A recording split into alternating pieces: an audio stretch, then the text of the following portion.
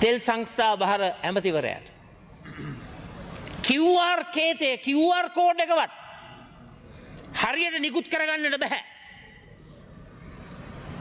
ඒ අලුතෙන් ඒ තිබුණු වාහන විකුණපු අයට කොහොමද ඒ QR කෝඩ් එක ගන්නෙ? අද පාරිභෝගික ජනතාව අසරණ වෙලා දසදහස් ගණනකට ලක්ෂ ගණනකට QR කේතේ නෑ. ඒක ගැන ප්‍රශ්න අහුවම ඒවට උත්තරත් නැහැ. ඒවට උත්තර දෙන්නෙත් නැහැ. ඒව පිළිබඳව ප්‍රශ්න අහන්න දෙන්නෙත් නැහැ මූලාසනයේ කතානායකතුමා. ඔන්න මේ වගේ අවදානම් තත්වයක මේ පාර්ලිමේන්තුව ක්‍රියාත්මක වෙන ආකාරය මොහොතකට හිතන්න මූලාසනාරූඪ මන්ත්‍රීතුමිය ලීටර් 60ක් ඇතිද බස් රථයකට සතියකට? මෝටර් සයිකලයට ලීටර් 5යි. පක්ෂ නායකතුමා තව විනාඩි 2ක කාලයක් රෑන් රථයට ලීටර් 40යි.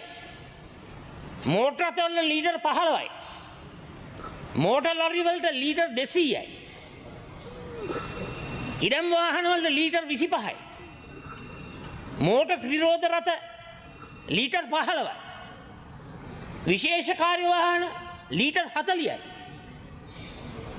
මං අහන්න කැමතියි මොකද්ද මේකෙන් අපේ රටේ ගොවි ජනතාවට අත්පත් වෙන ඉරණම?